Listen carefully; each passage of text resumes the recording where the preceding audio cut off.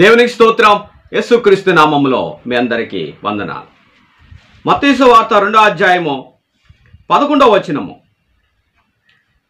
తల్లి అయిన మరియను ఆ శిశువును చూచి సాగిలపడి ఆయన పూజించి తమ పెట్టెలు విప్పి బంగారమును సాంబ్రాణి బోళమును కానుకలుగా ఆయనకు సమర్పించిరి. ప్రభునందు ప్రియమైన వాళ్ళరా, ఏ రీతిగా గొప్ప జ్ఞానులు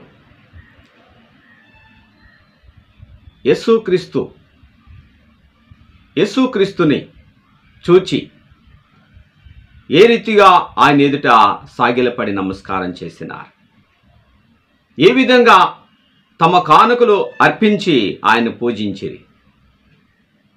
ప్రభునందు ప్రియమైన వాళ్ళరా, ఈ పూజ లేక ఈ ఆరాధనకు అర్హుడు ఎవరంటే దేవుడు తప్ప ఎవరినో కాదు.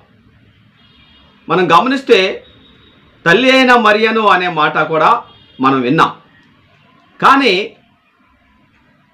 మరియను కాదు కానీ అక్కడ మరియమ్మ గారిని కాదు కానీ అక్కడ యేసు ప్రభువుని మాత్రమే వాళ్ళు ఆరాధించినట్లుగా బైబిల్లో రాయబడింది. కాబట్టి ప్రభునందు ప్రియమైన వాళ్ళరా,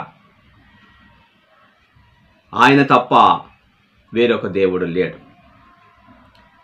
ఏ రీతిగా వాళ్ళు తమను తాము తగ్గించుకుని సాగిలపడి దైవాన్ని వారు పూజించినారు. కాబట్టి ఇది ఎంతో గొప్ప సవినయముతో కూడినటువంటిదిగా, ఇది ఆయన తప్ప వేరొక దేవుడు లేడు, ఆయనే నిజమైన దేవుడు, ఆయనే ఏకైక దేవుడు అనే వాస్తవాన్ని ఈ సంఘటన మనకు తెలియజేస్తూ ఉన్నది. అదే రీతిగా ప్రభునందు ప్రియమైన వాళ్ళరా, క్రిస్తుని ఆరాధించుట. క్రిస్మస్ అంటేనే క్రీస్తుని ఆరాధన.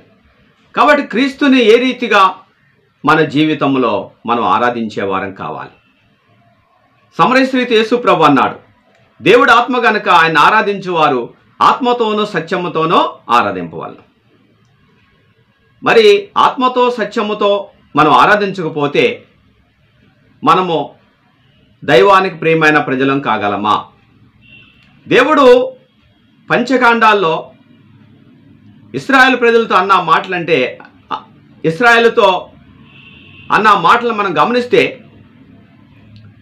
నీ దేవుడైన యెహోవా అద్వితీయుడైన యెహోవా, నీ పూర్ణ హృదయముతో, నీ పూర్ణాత్మతో, నీ పూర్ణ బలముతో, నీ పూర్ణ వివేకముతో నీ దేవుడైన యెహోవాను ప్రేమింపాలి.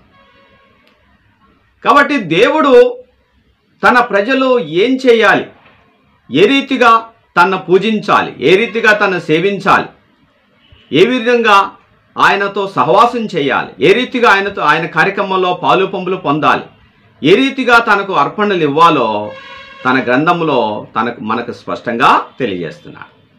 మరి దేవుడు చెప్పిన దాన్ని మనం వినకుండా మన ఇష్టానుసారంగా జీవిస్తూ ఇష్టానుసారంగా మనం ఆరాధిస్తే ఆరాధన దేవుడు స్వీకరిస్తాడా? బైబిల్ గ్రంథంలో మనం గమనిస్తే 4 ఆరాధనలు ఉన్నాయి. మొట్టమొదటిది తెలియబడని ఆరాధన, స్వేచ్ఛ ఆరాధన, వ్యర్థమైన ఆరాధన, ఆత్మతో సత్యముతో కూడిన ఆరాధన. మరి ఇలాంటి ఆరాధనలో ఎటువంటి ఆరాధనకు దేవుడు స్పందిస్తాడు, ఎలాంటి ఆరాధనను ఆయన స్వీకరిస్తాడు, ఎలాంటి ఆరాధనను దేవుడు అంగీకరిస్తాడు అంటే ఆత్మతో సత్యముతో కూడిన ఆరాధన మాత్రమే దేవుడు స్వీకరిస్తాడు, అంగీకరిస్తాడు. కాబట్టి ప్రభునందు ప్రియమైన వాళ్ళారా, మనం క్రిస్మస్ ఎంతో సంతోషంతో జరుపుకుంటున్నాం. కానీ క్రీస్తుని కలిగి లేకుండానే మనం జీవిస్తున్నాం, క్రీస్తుని కలిగి లేకుండానే మనం ఆరాధిస్తున్నాం. మరి ఇలాంటి ఆరాధనలో ఏ రీతిగా దేవుడు అంగీకరిస్తాడు? కాబట్టి దేవుడు కోరుదాన్ని మనం చేసేవారం కావాలి. ఎందుకంటే యెషయా గ్రంథంలో మనం గమనిస్తే దేవుడు అంటున్నాడు, ఈ ప్రజలు పెదవులతో నన్ను గనపరుస్తున్నారు, కానీ వీరి హృదయము నాకు దూరంగా ఉన్నది. కాబట్టి ప్రభునందు ప్రియమైన వాళ్ళారా, పండగంటే ఎలాంటి పండగ చేయమన్నాడో కొరింథీ పత్రికలో పౌలు స్పష్టంగా తెలియజేయబడుతుంది. నిష్కాపట్యమును సత్యమనేటువంటి పులియని రెట్టుతో పండుగ ఆచరింతుము. కాబట్టి దేవునికి ప్రియమైనటువంటి దాన్ని మనం చేయాలి, ప్రియమైన వాటిని ఇవ్వాలి. కయ్యూను తెచ్చాడు అర్పణ, హేబేలు తెచ్చాడు. కానీ కయ్యూను అర్పణమును దేవుడు అంగీకరించలేదు, కానీ హేబేలు అర్పణ దేవుడు అంగీకరించాడు. ఎందుకంటే హేబేలు దేవునికి తగినటువంటి ప్రియమైన అర్పణమును హేబేలు తెచ్చాడు.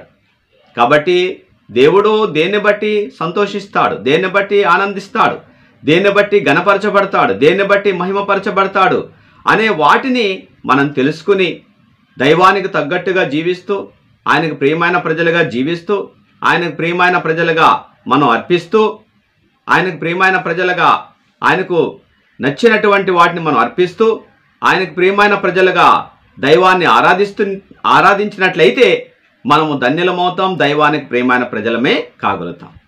మరి అలా కాకపోతే మనం ఆత్మతో సత్యముతో ఆరాధించినటువంటి వారం అవుతాము. అట్టి ఆరాధన దేవుడు అంగీకరించడు. కాబట్టి దేవుడు తన ప్రజలను ఉద్దేశించి మాట్లాడుచున్నాడు. ఏమంటున్నాడో యోహాను సువార్తలో, దేవుడు ఆత్మ గనుక ఆయన ఆరాధించువారు ఆత్మతోనూ సత్యముతోనూ. ఎప్పుడైతే మనం ఆ రీతిగా చేస్తామో మనము దేవుడు కోరినట్టుగా మనం చేసిన వాళ్ళమవుతాం. దేవుడు మన యందు సంతోషిస్తాడు, మన ప్రార్థన మనల్ని ఆలకిస్తాడు, మళ్ళను మన కుటుంబాలను దేవుడు దీవిస్తాడు. దేవునికి స్తోత్రం. దేవుడి పరిశుద్ధ మాటలు దీవించును గాక. ఆమేన్. ప్రార్థన. మహాపరిశుద్ధుడా, ప్రేమగల తండ్రి, మీకు వందనాలు. ప్రియ ప్రజలతో మాట్లాడిన ప్రతి మాటను బట్టి వందనాలు. మీరేదైతే కోరుతున్నారో మీ ప్రజలందరూ కూడా తప్పనిసరిగా ఆ రీతిగా జీవిస్తూ, ఆ రీతిగా చేస్తూ, మీకు తగ్గట్టుగా విధేయత కలిగిన ప్రియమైన ప్రజలుగా ఆత్మతో సత్యముతో